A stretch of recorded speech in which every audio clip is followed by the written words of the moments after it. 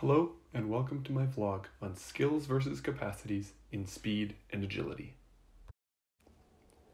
This first athlete we are going to look at presents a capacity limitation through his foot and ground contacts during this half-kneeling sprint acceleration. We will specifically look at the foot, ankle, and lower leg stiffness, as well as the mobility at the ankle joint to determine why this is a capacity limitation and not a skill issue. Off the bat, this athlete does a few things really well during his sprint. First, he keeps his forward lean throughout his acceleration and gradually rises as he gets through his fourth and fifth step. He reaches what appears to be full extension at the hip and knee joint, as we can see from this paused position, a straight line down from the shoulder to the foot.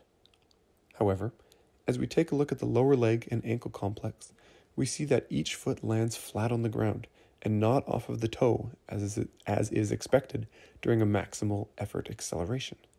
This increases his ground contact time on each step as it takes time for that heel to collapse towards the ground. When we look at this athlete performing pogo jumps or stiff leg jumps, both on two legs and one, we notice the heel coming all the way down to the ground before bouncing back up, not a sign of a springy or elastic athlete. Nagahara and Zushi explain that increasing stiffness in the ankle complex will allow for both quicker and longer strides, thus increasing speed during short distance sprinting. This athlete also performed some wall drills. Again, we see this theme of the heel collapsing towards the ground upon initial contact, thus increasing ground contact time and increasing the time to complete the movement.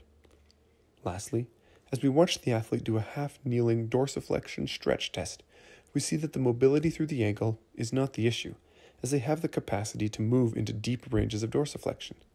However, it does make me wonder if this access to deep ranges of dorsiflexion predisposes the athlete to full foot striking during sprint performance and not using that stiffer ankle upon contact with the ground. In summary, I would like to see this athlete improve stiffness through the lower leg and ankle to be more on their toes and achieve shorter ground contact times with the same horizontal force production during their sprint performance. Athlete 2 presents with a few noticeable skill limitations in his sprint technique. We are going to look at three things: his narrow stride, lack of triple extension, and hunched over body position in order to explain why he shows a skill limitation and not a capacity limitation in his sprint mechanics. As we watch this first clip a few times, the first thing I notice is the small steps. He is trying to quickly get his next foot down and increase the number of ground contacts in order to improve his acceleration. When we back up our lens a little bit, this makes sense, as this athlete's a hockey player, and in order to accelerate on the ice, shorter and quicker contact times with the ice are required. Diving back into the sprint, however, these short strides and quick ground contact times do not allow for appropriate force production through each stride. Lockie and colleagues found that by increasing ground contact time during acceleration, athletes were able to produce more horizontal and vertical force, increase their stride length, and reduce their 10-meter sprint time. As we look through this clip again, we notice a lack of triple extension through the hip, knee, and ankle. This is due to the athlete's skill limitation with his stride length. The athlete feels as if the best movement strategy is to move his legs quickly, thus not allowing for enough ground contact time to get into a position of triple extension.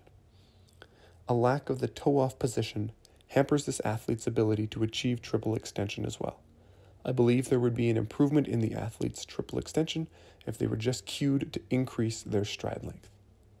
An exercise I chose to prove this point was the bounding run, forcefully bounding off of each foot, achieving greater vertical forces than a sprint would, but also achieving triple extension, as can be seen here in this paused position. Here's another clip of the same athlete performing broad jumps, using both legs simultaneously, achieving triple extension at the takeoff point. Lastly, the athlete sprints in a very hunched position, looking down at the ground as they accelerate off the screen. When instructed to maintain a taller position, they would be able to stay upright through the torso as seen in this bounding drill the athlete performed. In summary, this athlete could improve their sprint technique by adding length to their stride, achieving triple extension with each stride, and staying tall through their upper body to maintain that desired forward posture. Our third athlete that we're going to take a look at presents a capacity limitation in his ability to change direction when moving laterally. He lacks the strength, and power required to change direction as quickly as he should be able to, and we're going to break down why that is with some examples. In his t-test, this athlete executes the movement with proper footwork, but lacks the power and explosive movement of a high-performance athlete. We could discuss his loss of energy when he stands up before moving laterally, or his lack of speed on his back pedal, but I want the focus to be on his capacity limitation when changing directions. As he goes to push off both his left and right leg, he lacks the eccentric strength to absorb the force before concentrically propelling himself out. As he comes into this first cone, he reaches with his left leg in order to get his body to the cone, putting himself in a difficult position to produce force. When one leg is in a stretched position, how can we expect that same leg to produce power? More specifically, I believe this athlete lacks the eccentric rate of force development to absorb his force in order to push off concentrically from these low positions. As we watch the same athlete perform a drop jump off of a small box, we can see that he spends a little bit of time on the ground before jumping. However, when we raise the box, his ground contact time increases. In both instances, he was cued to jump as high as possible, as quick as possible. When performing a single-leg lateral rebound jump, the athlete spends less time on the ground compared to the drop jump, but lacks power and distance from this jump. This leads me to believe there's also a lack of concentric power that this athlete can produce.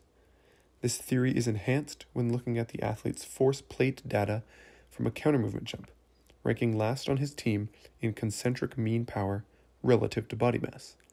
And while there are obvious differences between a counter-movement jump and a change of direction movement, many of the general capabilities and qualities will be shared. In conclusion, this athlete should continue to develop their eccentric rate of force development and concentric power through various plyometrics, as well as through a structured strength training program at various loads, speeds, and with an emphasis both on eccentric and concentric portions of the movement. For the last example, we are going to look at the rise and dropping of body position, as well as his stability and control through the movement to explain why he has the capacity to move quickly, but does not currently have the skill. This athlete is able to perform the t-test with good overall speed. However, these skill limitations are slowing him down from his potential best. The first aspect of the sequence that shows a skill limitation is the dropping and rising of body position when approaching and then leaving the cone. Moving from the middle cone to the athlete's right, he stands up, wasting time as he has to squat down again to touch the second cone. If he could keep a lower body position, he would be able to move laterally both quickly and more efficiently.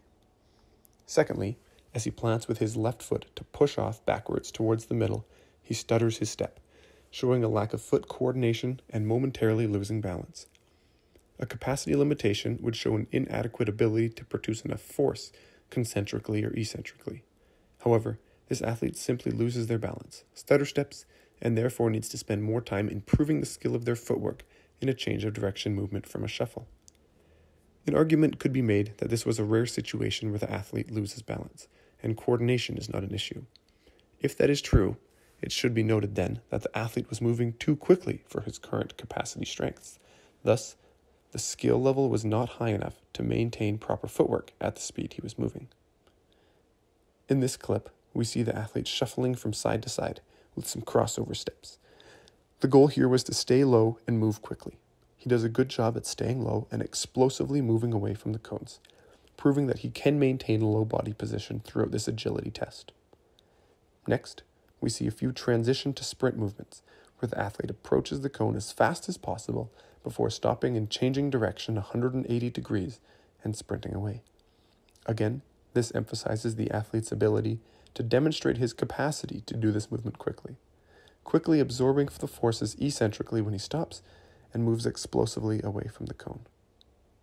In summary, I would have this athlete continue working to refine the footwork and transitions within agility movements, while continuing to work on keeping his center of mass lower to the ground while in areas that require multiple changes of direction. Thank you for watching my vlog on skills versus capacities during speed and agility movements. Here is a list of the references I used throughout the vlog.